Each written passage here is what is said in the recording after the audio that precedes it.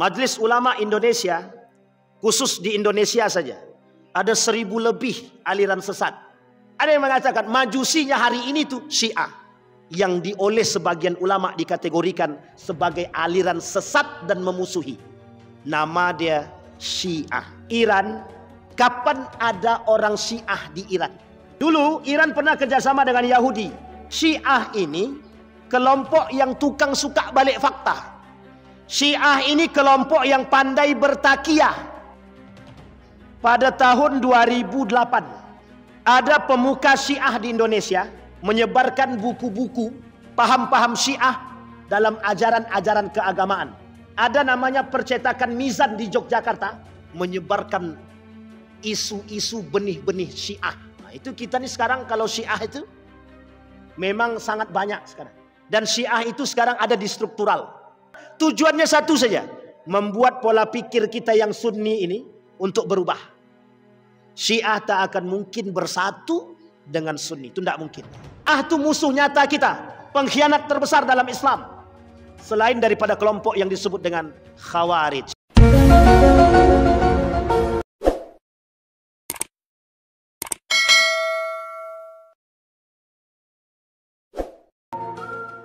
Bismillahirrahmanirrahim. Assalamualaikum warahmatullahi wabarakatuh. Alhamdulillahi rabbil alamin.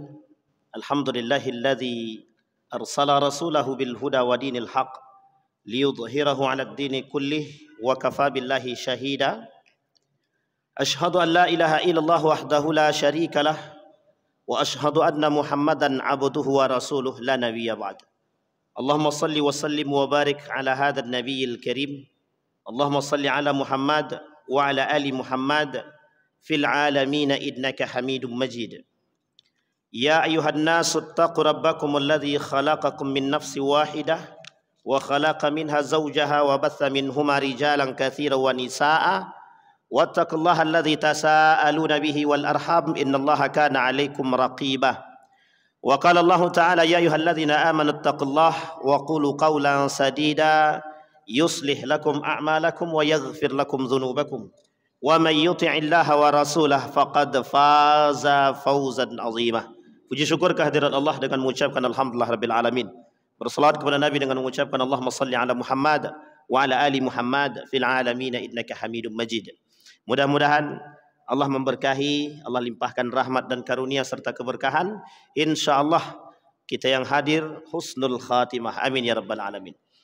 Baik Bapak Ibu sekalian yang berbahagia, di dalam hadis baginda Nabi Muhammad sallallahu alaihi wasallam yang dinukil oleh seorang ulama yang besar yang kelak melahirkan generasi yang besar setelah generasi yang besar.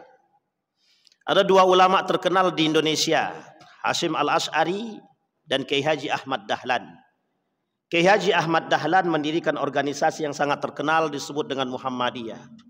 Kiai Haji Hasyim Al-Asy'ari setelahnya mendirikan organisasi 1926 setelah Kiai Haji Ahmad Dahlan meninggal dunia.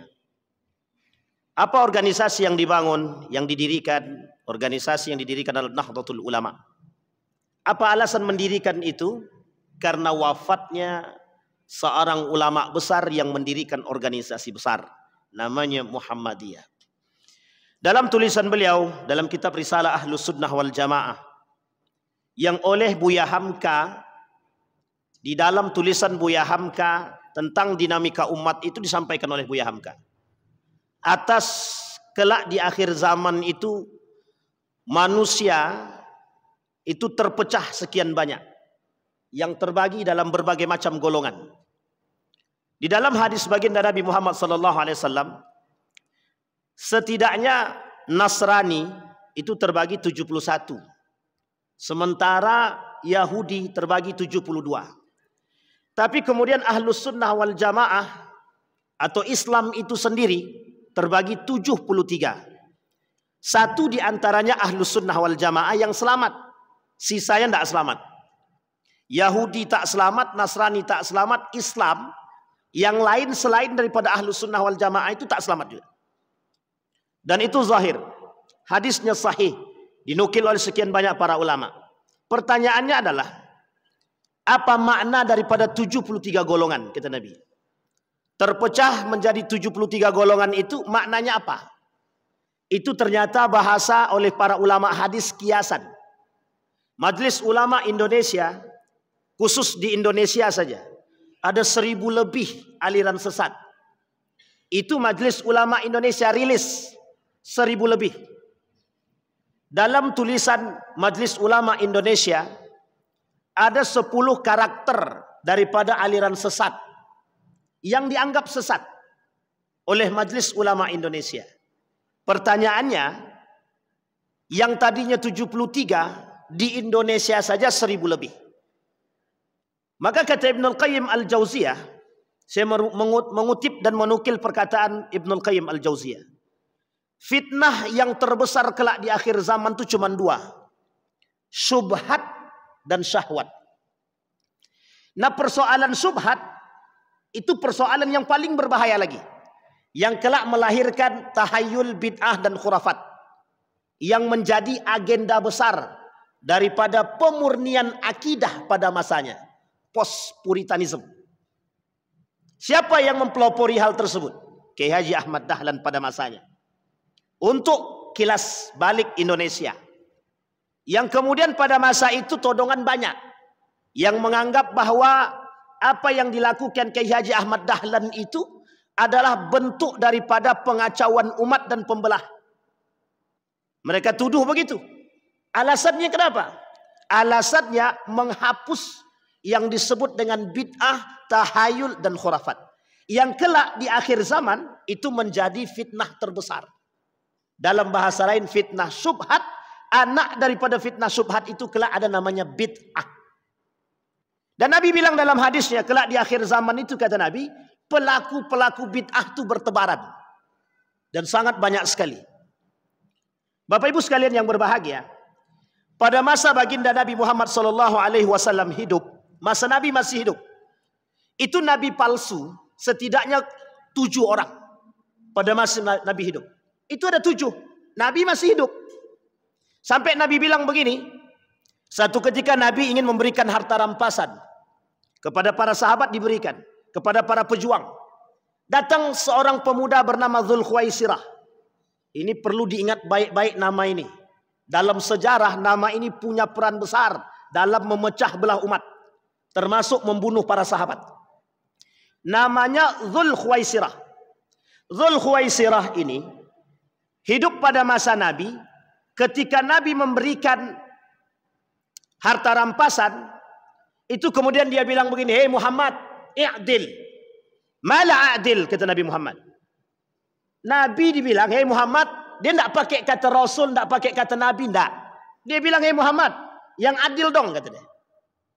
Tapi kemudian Nabi bilang, "Kalau aku tak bisa berlaku adil, siapa yang bisa berlaku adil?" Kata Nabi. Kata Umar bin Khattab, "Pokoknya Nabi kita bunuh aja nih orang. Dak niat naktul," kata dia. Ini Umar bin Khattab, karakter dia. Umar paling anti dengan kesesatan, paling anti. Sehingga bagi Umar kesesatan itu, bagi pelaku kemusyrikan itu nyata. Bapak Ibu sekalian yang berbahagia, di dalam Al-Quran ada 3 kalimat yang harus kita pahami. Yang pertama ada yang disebut dengan kafaru. Kalimat kafaru ini itu disandarkan kepada siapa? Dalam Al-Quran ada disebut 2 golongan. Kafaru ini Yahudi wan Nasara. Pertanyaannya, Nasara ini siapa? Apakah Nasrani yang kita pahami hari ini? Kristiani? Bukan. Coba sandingkan kalimat itu dalam sejarah. Nasara itu bagian daripada orang-orang Yahudi yang pengikut daripada Nabi Isa, yang mengaku mengikuti Nabi Isa. Pertanyaannya, yang mengikuti Nabi Isa ini siapa? Bani Israel. Yang kelak dari Bani Israel ini muncul kelompok yang disebut dengan Yahudi. Maka para ulama Quran mengatakan yang disebut dengan kafaru ini siapa? Yahudi wan Nasara. Kemudian ada kalimat selanjutnya di dalam Al-Quran, namanya asyraku, yang diberi gelar musyrikun. Siapa musyrikun di situ? Ma'adal Yahud wan Nasara, selain daripada Yahudi dan Nasrani. Majusinya masuk. Maka ada yang mengatakan, mohon maaf, jangan tersinggung. Ada yang mengatakan majusinya hari ini tuh Syiah. Majusinya hari ini Syiah. Bahkan ada yang lebih frontal mengatakan, seorang alumni India dan mengambil jurusan Al-Quran di Universitas Islam Madinah. Apa kata dia?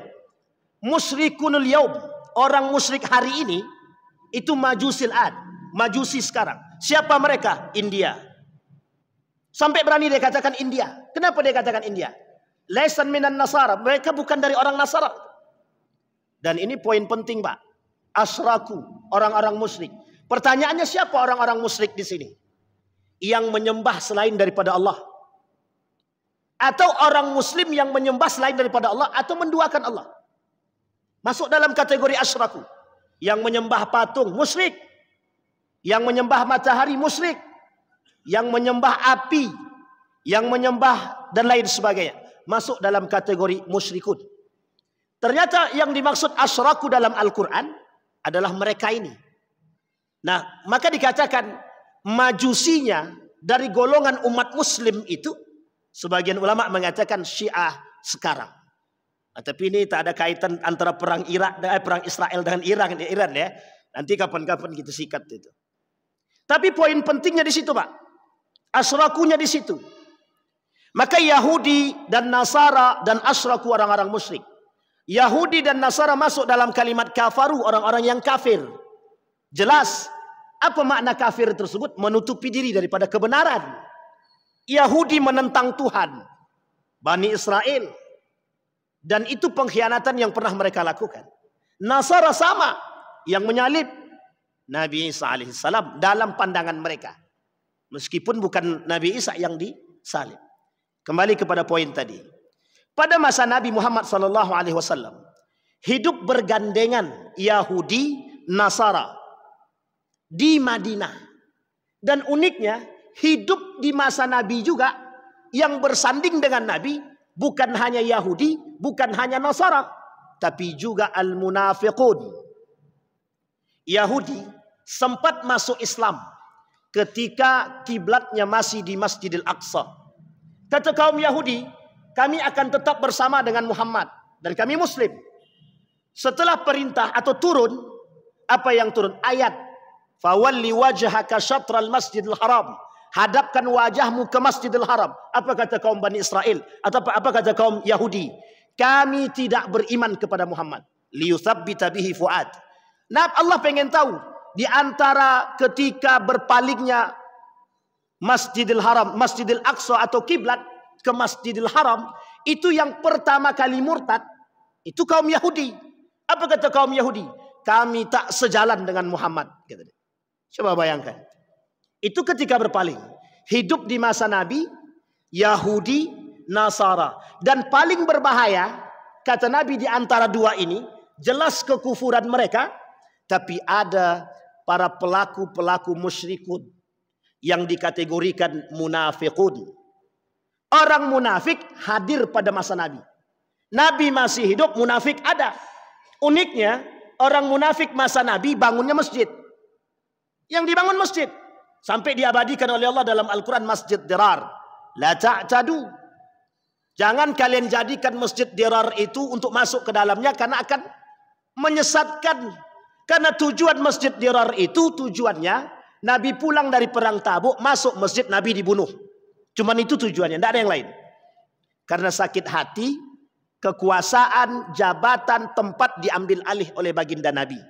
Tak lama setelah Masjid Kuba dibangun Masjid Nabawi. Setelah itu mereka bangun yang disebut dengan Masjid Dirar. Kembali kepada poin tadi. Pertanyaannya, apakah dinamika umat muslim ketika itu di Madinah? Kita tidak merujuk kepada Mekah. Nanti kita lihat. Dinamika umat Islam pada masa baginda Nabi Muhammad SAW di Madinah berhadapan dengan musuh yang sangat nyata. Musuh yang nyata kata Nabi, hum min ahlina. Mereka dari golongan kami. Siapa mereka? Al-munafiqun. Sehingga Bapak Ibu sekalian yang berbahagia, al-munafiqun ini kelak punya generasi yang panjang. Salah satu di antara mereka adalah yang bernama Dzul Khuwaisirah. Dzul Khuwaisirah ahlul Quran wa yahfadzul Quran. Dia ahli Al-Quran. Tapi ketika dia berkata sama Nabi, "Hei Muhammad, adillah." Tapi kemudian Umar bin Khattab, "Bunuh aja nih orang." Kata Nabi, "Tinggalkan dia. Akan muncul dari golongan kalian, akan muncul dari umat-umat setelah kalian itu orang-orang seperti dia. Baca Quran cuma sampai di tenggorokan. Dan itu kelak yang akan melahirkan aliran-aliran politik dan akidah dalam Islam." Dan dinamika umat itu setelah baginda Nabi Muhammad SAW ditentukan setelah wafatnya Umar bin Khattab. Kita lihat dalam sejarah. Pada masa baginda Nabi Muhammad SAW, 7 nabi palsu muncul sekaligus. Tidak satu-satu Pak, muncul sekaligus. Kalau sekarang kan nabi palsu tak banyak. Cuman satu-satu setiap masa. Gitu. Tapi mungkin makin zaman, makin akhir, makin banyak yang mengaku nabi. Uniknya di akhir zaman tuh tidak ada yang mengaku setan aja. Tapi ngaku nabi ada, ngaku Tuhan ada, ngaku malaikat ada. Yang tidak ngaku, yang tidak mau ngaku jadi setan tuh tidak mau dia. Tapi perilakunya lebih parah daripada Fir'aun. Itu banyak di akhir zaman. Boleh Bapak Ibu buka dalam Abwabul Fitan atau Kitabul Fitan. Karangan dalam kitab Sunan Abi Daud.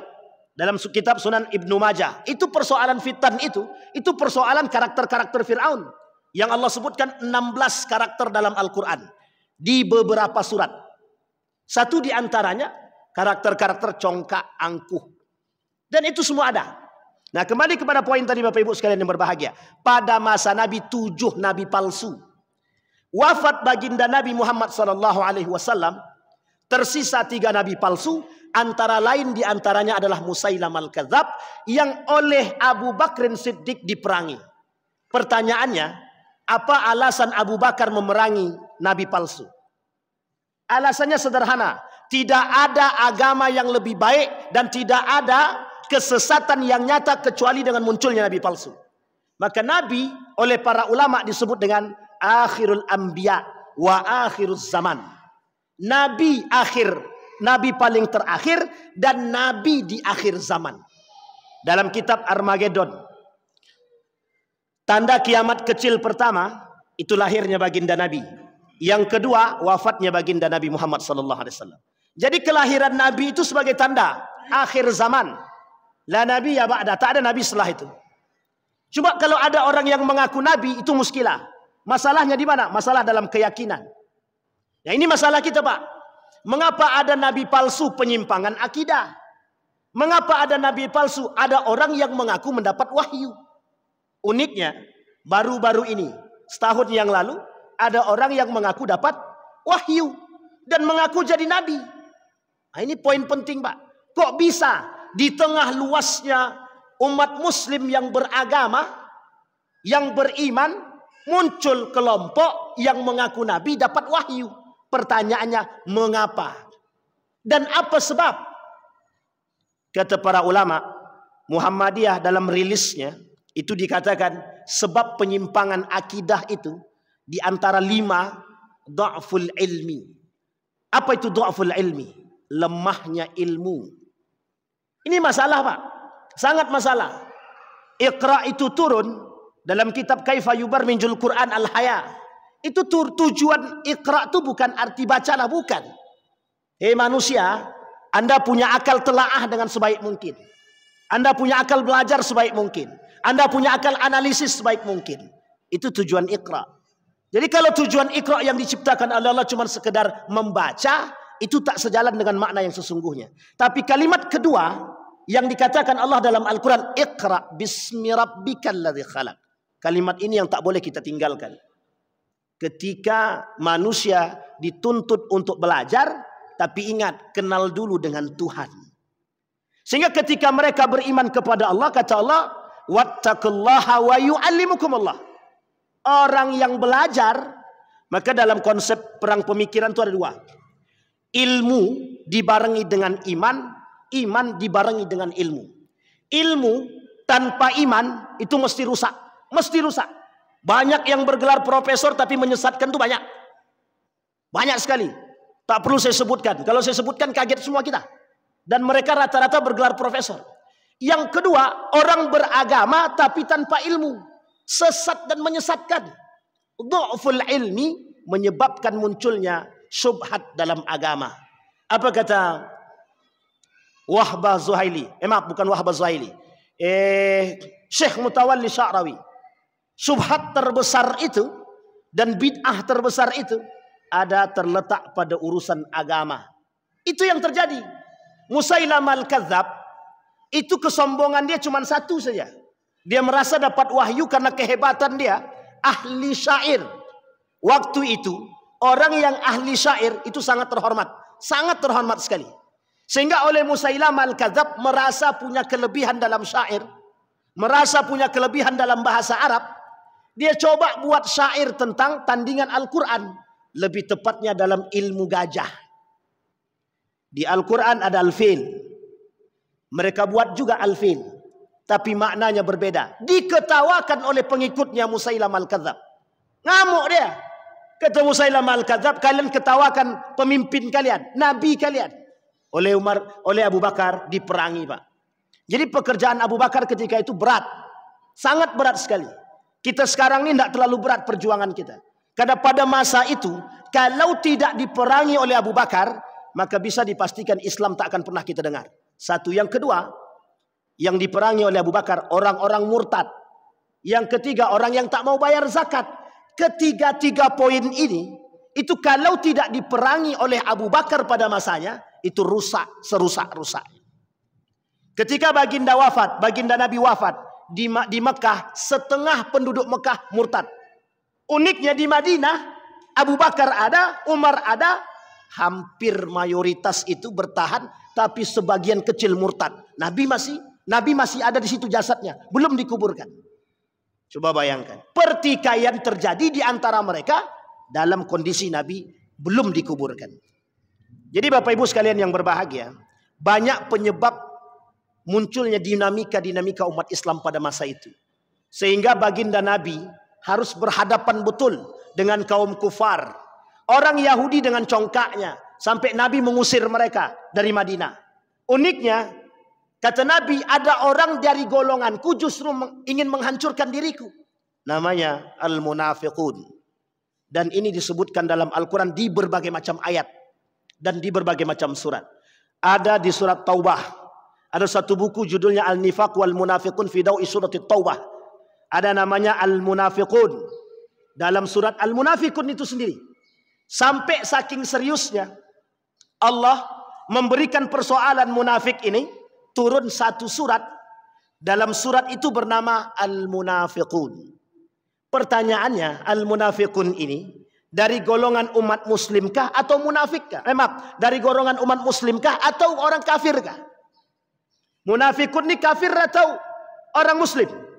Syekh Saleh Fauzan dalam kitabnya Aqidah, Syekh Saleh Fauzan dalam kitabnya Aqidah menuliskan an-nifaq terbagi dua, nifaqul asghar wal akbar, dan itu dari golongan orang-orang muslim, izharul Islam wa ibtalul kufri, munafik semua. Pertanyaannya adalah, kapan munculnya aliran-aliran itu? Apakah secara eksplisit muncul pada masa Nabi? Tak. Pada masa Nabi, benih-benih kerusakan itu muncul. Tapi lebih tepatnya setelah wafatnya Umar bin Khattab.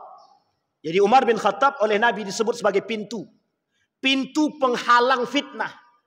Dalam kitab Mauqiful Al-Fitan fi Mauqiful Ulama. Mauqiful Ulama fil Fitan.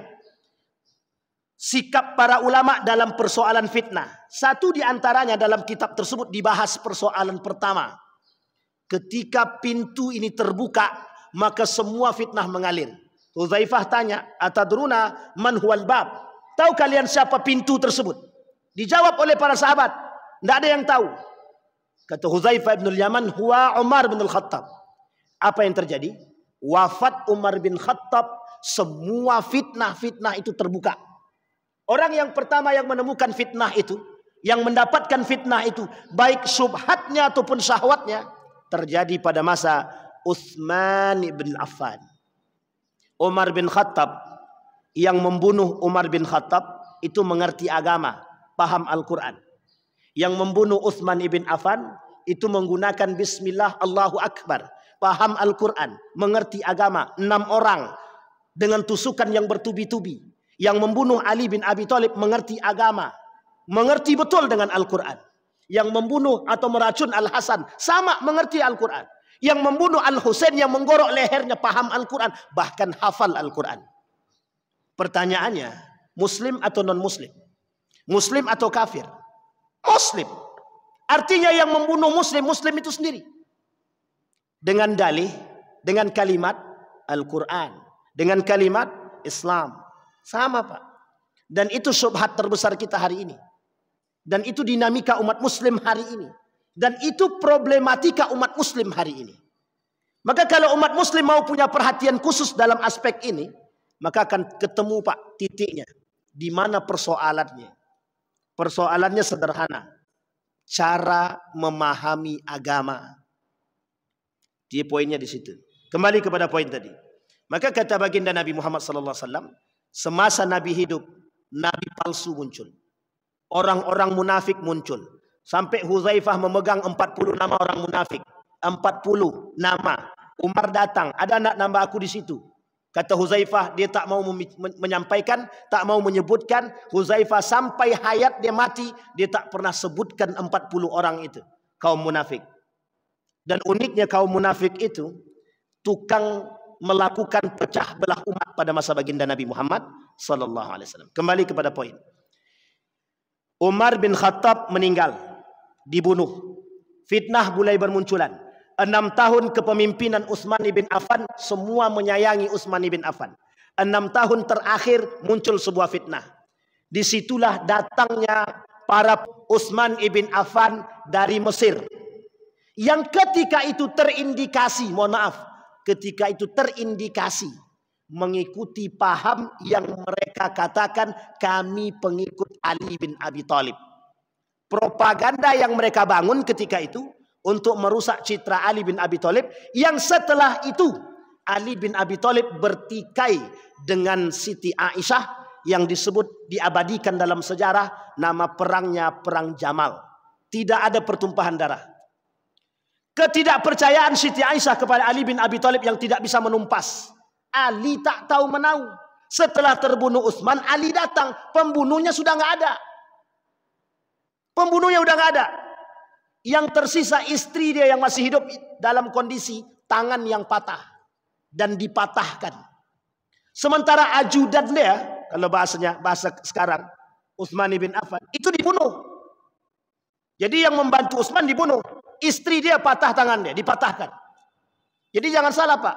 Pembunuhan pada masa Utsman itu sadis. Pada masa Ali sadis. Dan paling sadis lagi nanti pada masa Al-Husain. Dan yang dilakukan dalam bentuk kebahagiaan. Mengatasnamakan Allah. Mengatasnamakan Islam. Apa kata mereka? Ya Allah, aku serahkan jasad Utsman ibn Affan untukmu. Atas kezaliman yang dia buat. Coba bayangkan. Sahabat Nabi yang sudah dipastikan masuk Islam. Bertikai Ali dengan Aisyah. Karena Ali oleh Nabi sudah disampaikan dalam hadis. Kata Nabi kepada Ali bin Abi Thalib, sini. Kelak engkau akan bertikai dengan Ummul Mukminin. Langsung galau Ali bin Abi Thalib. Maksudnya, waktu itu saya celakakah? Dia bertanya sama Nabi. Jawab Nabi, tidak. Engkau akan menang atas diri dia. Dan jika engkau masih dapatkan dia, letakkan dia kembali di tempatnya. Betul Pak. Ali menang atas Aisyah.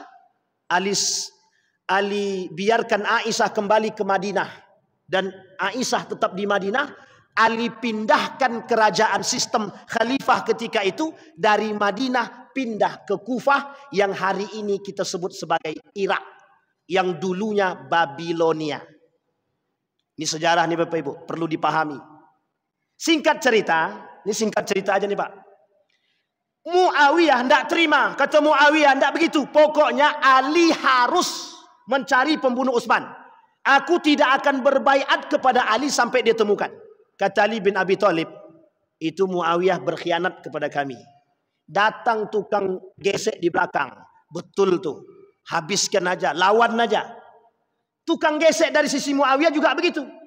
Udahlah pokoknya perang. Terjadi perang yang disebut dengan Perang Siffin. 45.000 yang meninggal dari kalangan Muawiyah, 25.000 yang meninggal dari golongan Ali bin Abi Thalib. dimenangkan oleh Ali. Muawiyah tahu kondisinya sudah tak baik, dibuatlah namanya arbitrase. Arbitrase perdamaian. Diikat Al-Quran, ditombak, diangkat Al-Quran dalam bentuk perdamaian. Abu Musa al-Ash'ari yang ketika itu menjadi negosiatornya. Dan yang ikut mendukung, memaksa Ali untuk menyetujui, rakyat Kufah yang pada masa itu mendesak Ali bin Abi Thalib untuk menyetujui. Singkat cerita Bapak Ibu sekalian yang berbahagia, mereka pula lah yang mengkhianati Ali bin Abi Thalib setelah pulang dari tempat pertempuran menuju Kufah. Di perbatasan Harura keluarlah 200 lebih dari golongan mereka yang mengakui mengikut Ali, yang kelak mereka disebut sebagai golongan Khawarij. Dan ini golongan yang diperangi oleh Ali dalam perang yang disebut dengan Perang Nahrawan. Dihabisin sama Ali bin Abi Thalib semuanya. Dalam riwayat yang lain, kalau kita baca dalam sejarah yang lain, Ali menyisakan 10 kaum munafik. 10 kaum Khawarij itu disisakan 10. Dalam riwayat yang lain dihabisin semua oleh Ali bin Abi Thalib. Tidak ada yang ditinggalkan. Tapi ulama lebih condong pada yang 10. Yang 10 ini bukan ditinggalkan, tapi lari kalang kabut. Satu di antara mereka anak daripada Dzul Khuwaisirah. Yang ketika itu dalam perang Khawarij itu Dzul Khuwaisirah terbunuh. Dan anaknya lari, kelak yang akan membunuh Al-Husain pada perang Karbala, dan dia mengikuti itu. Di mana? Perbatasan dekat Kufah. Jadi Bapak Ibu sekalian yang berbahagia, Nabi pernah bilang begini dalam hadisnya. Kelak akan muncul 3 kekuatan Islam yang besar. Yang pertama dari Irak, yang kedua dari Yaman, yang ketiga dari Palestina. Dari Irak, kata para ulama, tidak bisa dijadikan sandaran karena banyak di antara mereka para pengkhianat. Yang dari Yaman tak memiliki kekuatan yang lebih, tapi memang Yaman selalu membantu. Dan yang ketiga dari Palestina, Syam. Palestina, Yordania, Suriah, kemudian satu lagi Libanon. Ini kekuatan Muslim akan muncul dari sini. Kembali kepada poin tadi. Meninggal Utsman bin Affan, bertikai Ali dengan Aisyah, bertikai juga Ali dengan Muawiyah. Disinilah Bapak Ibu sekalian yang berbahagia, secara eksplisit umat Muslim mulai terpecah. Muncul kelompok pertama yang disebut dengan Khawarij. Dan orang-orang yang masih bersama dengan Ali bin Abi Thalib, mereka mengatasnamakan nahnu syi'i, pengikut keluarga baginda Nabi Muhammad sallallahu alaihi wasallam, yang kita kenal hari ini sebagai Syiah. Sampai di sini bisa dipahami Bapak Ibu ya. Jadi poin penting dalam sejarah ini tidak boleh kita lupakan. Dan di masa inilah Bapak Ibu sekalian yang berbahagia, persoalan agama mulai terpecah secara luas. Ditambah lagi ketika Al-Hasan Ali meninggal, dibunuh oleh Ibnu Muljam, salah satu orang-orang Khawarij, yang kemudian dilanjutkan dalam kesepakatan para sahabat mengangkat Al-Hasan menjadi khalifah yang diberontak oleh Muawiyah. Nanti sistem monarki pertama dalam sejarah, sistem monarki pertama, nepotisme pertama dalam sejarah umat Muslim itu terjadi pada masa Muawiyah ibn Abi Sufyan, yang mengangkat anak kandungnya menjadi pemimpin yang bernama Yazid ibn Muawiyah, yang oleh ulama Damaskus pada masa itu disepakati akan kefasikannya. Jadi Bapak Ibu, sejarah pernah terjadi. Orang fasik jadi pemimpin itu pada masa Yazid ibn Muawiyah, disepakati oleh ulama-ulama Syam. Jadi kalau sekarang banyak pemimpin fasik, itu sebenarnya mungkin cicit-cicit daripada Yazid bin Muawiyah. Mungkin bisa jadi cicit-cicit Fir'aun lah. Sampai di sini bisa dipahami Bapak Ibu. Nah, muncul kelompok yang pertama yang akan kita bahas malam hari ini, yang oleh sebagian ulama dikategorikan sebagai aliran sesat dan memusuhi. Nama dia Syiah. Ini tak ada kaitan dengan Iran dan Israel. Tapi kalau mau dikaitkan nanti kita kaitkan. Iran, kapan ada orang Syiah di Iran? Persia. Itu setelah terjadinya bombardir yang dilakukan Daulah Abbasiyah pada masanya. Daulah Umayyah pada masanya. Tersebarlah orang-orang ini yang tak suka dengan penduduk Kufah. Ada yang pindah ke Persia, Iran. Ada yang pindah ke tempat yang lain. Ada yang ke Mekah, ada yang ke Madinah. Semua tersebar. Termasuk satu sisi Persia ketika itu, yang kita sebut hari ini sebagai Iran. Ini cikal bakal Syiah di Iran. Dan ini Bapak Ibu sekalian yang berbahagia, dalam sejarah, Iran dalam sejarah adalah kota yang punya mental perang terbaik di dunia. Dan Iran pernah punya mental menang pada masanya. Ketika Babilonia yang begitu besar pernah ditaklukkan oleh Persia pada masanya. Jadi kalau sekarang Iran bangga dengan mengatakan kami siap berperang, itu karena mental dia, mental nenek moyang. Dulu Iran pernah kerjasama dengan Yahudi untuk menaklukkan Babilonia. Orang Yahudi itu berada di Babilonia. Jadi orang Yahudi di Babilonia berkhianat kepada Iran. Babilonia itu Irak sekarang. Orang-orang Babilonia pengkhianat, Yahudi di Babilonia juga berkhianat. Sehingga ketika itu mudah bagi Persia menaklukkan Babilonia. Singkat cerita Bapak Ibu sekalian yang berbahagia, pada masa dinasti Abbasiyah muncul kelompok yang mengatasnamakan secara eksplisit dan terang-menerang yang disebut dengan Syiah. Ali sudah terbunuh. Al-Hasan sudah meninggal. Al-Husain sudah dipotong. Dan pembunuh Al-Husain wal Hasan itu orang-orang Kufah. Dan yang berkhianat kepada Ali orang Kufah. Semuanya Kufah yang kelak menjadi Syiah di sana. Jadi Syiah pertama itu di Kufah, pengkhianat Pak. Irak itu pengkhianat pada masanya. Kalau sekarang wallahu alam, tapi oleh sebagian para pengamat tetap pengkhianat. Karena mereka pernah meminta surat, melayangkan surat kepada Al-Husain untuk kembali ke Irak untuk memberontak kepada Yazid bin Muawiyah. Oleh Yazid ditekan, kalau kalian mau selamat, anak istri kalian masih bisa makan, balik arah. Udah pulang, bubar. Bubar semua. Semua berkhianat kepada Al-Husain. Karena sudah di tengah jalan, mau tak mau lanjut. Akhirnya diarahkan ke Karbala, dibunuh di situ.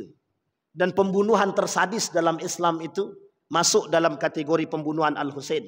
Yang oleh Nabi sudah disampaikan ketika Nabi mencium leher daripada Al-Husain. Dan Nabi pernah mencium bibir Al-Hasan. Al-Husain iri sama Nabi, sama Al-Hasan. Kenapa kok Al-Hasan dicium bibirnya sementara aku leher? Disampaikan oleh Nabi kepada anaknya Fatimah. Kelak cucuku akan mati, meninggal setelah melakukan perdamaian. Betul Pak. Al-Hasan itu yang mendamaikan. Dan diracun, dicium di bibir karena kelak diracun. Dicium di leher karena kelak lehernya putus. Dan pembunuh-pembunuh ini, insya Allah kapan waktu kita kaji tentang Karbala. Biar Bapak Ibu tahu sejarah Karbala itu yang sangat-sangat menyakitkan, menyedihkan banget. Uniknya dalam sejarah Karbala itu, anaknya Al-Husain itu, yang baru lahir 6 bulan, itu di samping medan perang di pinggiran Karbala, itu ada sungai. Sedang minum ditembak pakai panah, tembus Pak lehernya leher daripada anak daripada Al-Husain. Cara membunuhnya begitu Pak. Dalam bayangan mereka yang membunuh Al-Husain itu, biar Bapak Ibu tahu, itu mereka membunuh Bismillahi Allahu Akbar. Coba bayangkan. Itu dalam aspek sejarah begitu disampaikan. Maka kalau sekarang kita temukan ada umat muslim membunuh muslim dengan ucapan Bismillah, itu sebenarnya bagian daripada perbuatan yang sama. Dan itu yang terjadi sekarang. Tapi uniknya, sejarah itu terulang. Fir'aun tak disebutkan nama asli. Tujuannya satu saja. Karakter Fir'aun pasti akan terulang. Dan sekarang sudah banyak Fir'aun yang lain. Qarun, banyak Qarun sekarang. Kemudian Haman, penasihat-penasihat ulung dalam kemusyrikan dan kemaksiatan. Itu banyak Pak. Dan tidak disebutkan nama asli. Karena kelak karakter itu pasti akan terulang. Sama Pak. Dan itu disampaikan oleh Allah dalam Al-Quran. Nah Bapak Ibu sekalian yang berbahagia, ada kelompok yang disebut dengan Syiah. Yang mengaku sebagai pengikut Ali bin Abi Thalib. Di masa Ali masih hidup, mereka sudah mengaku pengikut Ali, tapi Ali kata saya bukan Syiah. Ali pernah berkata bahwa diri dia bukan Syiah. Setelah Ali meninggal, deklarasi Syiah itu lebih tepatnya pada masa dinasti Abbasiyah, ketika Al-Abbas berhasil menumpas kezaliman yang dilakukan oleh dinasti Umayyah. Ini sebenarnya perang saudara karena rasa sakit hati. Abbasiyah sakit hati dengan Umayyah karena merebut paksa kekuasaan dari keluarga Nabi. Al-Abbas merasa dari keluarga Nabi harus mengambil paksa kekuasaan itu dari dinasti Umayyah. Jadi perangnya sama, perang saudara. Jadi perang itu sudah perang saudara, umat muslim dengan muslim. Abbasiyah mengambil dari dinasti Umayyah. Kelak Mongol Andalusia sama Pak. Mongol mengambil paksa kerajaan Abbasiyah pada masanya. Disebabkan ketidakpercayaan umat muslim kerajaan kecil yang berada di sekitar Abbasiyah. Termasuk ketika itu kerajaan At-Turk. Itu kerajaan kecil di Turki yang kelak yang akan mengambil alih dalam dinasti Utsmaniyah setelah beberapa tahun yang akan datang. Jadi Bapak Ibu sekalian yang berbahagia, kita ini selalu diselimuti dengan perang saudara. Uniknya, para kaum munafik yang masuk ke dalam itu yang menjadikan provokatornya di situ. Syiah yang memprovokator untuk berperang.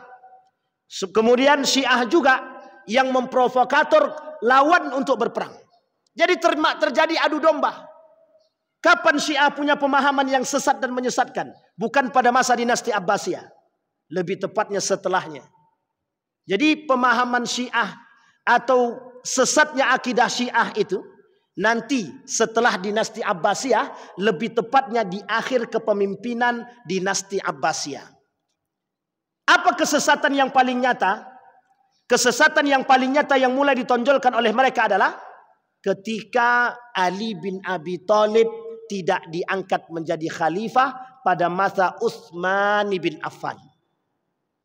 Jadi sakit hatinya sudah mulai tertanam lama.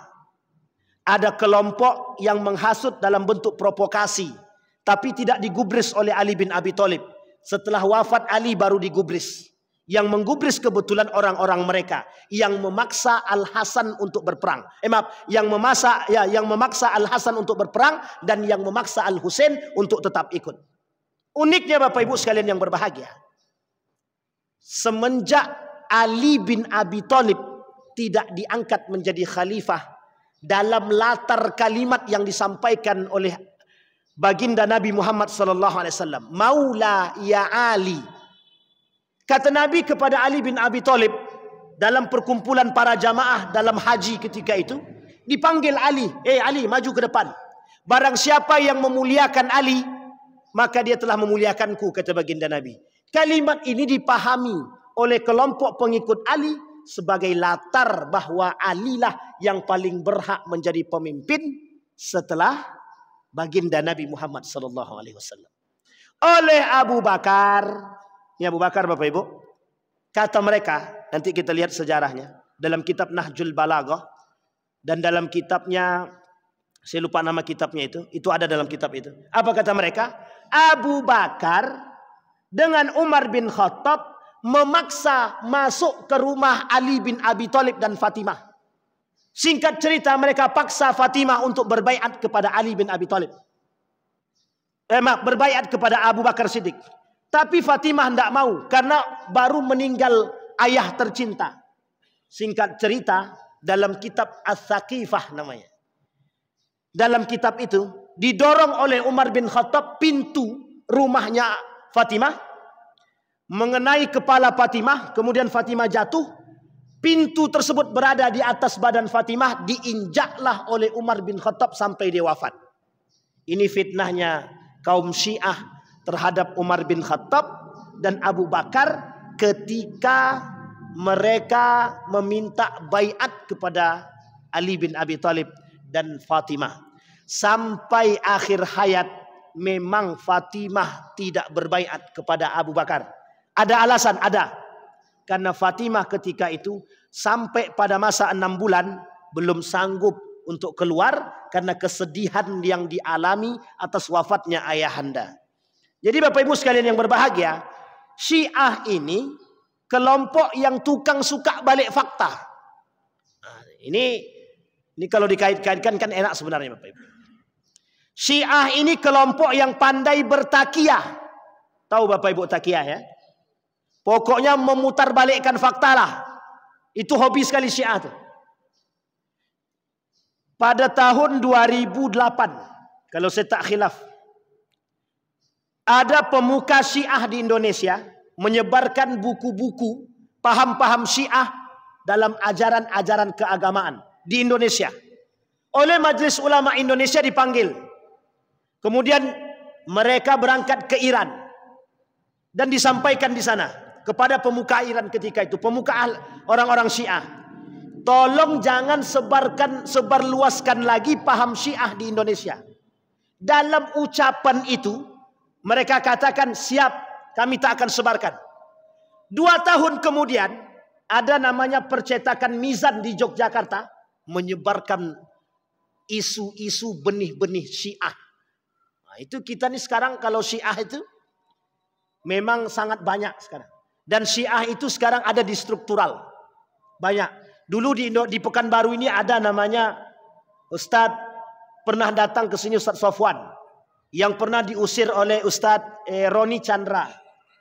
Yang mengisi di hari Rabu. Itu pakar Syiahnya Riau yang dikenal. Yang mengusir Ustadz Sofwan itu. Dan mereka pandai bertakiyah. Mereka tak mau berdebat dalam urusan sholat. Tapi mereka mau berdebat dalam urusan filsafat. Dan itu berperang dalam filsafat. Tujuannya satu saja. Membuat pola pikir kita yang Sunni ini untuk berubah. Sehingga mereka, perang Sunni dan Syiah ini terus berkelanjutan. Seorang pakar tafsir, namanya, siapa namanya itu? Penulis kitab tafsir Al-Misbah, Quraisy Shihab. Dalam tulisannya dia tulis begini. Mungkinkah Sunni dan Syiah bersatu? Kalimat itu diulang oleh Ali Khumaini beberapa waktu yang lalu. Hei orang-orang Syiah, udah tidak saatnya kalian untuk menyebarluaskan paham Syiah ke Sunni. Saatnya kita bersatu. Sampai di sini paham Bapak Ibu? Profil yang dibuat oleh Syiah ketika itu dalam kedustaan yang nyata. Syiah tak akan mungkin bersatu dengan Sunni. Itu tidak mungkin. Syiah itu musuh nyata kita. Pengkhianat terbesar dalam Islam. Selain daripada kelompok yang disebut dengan Khawarij.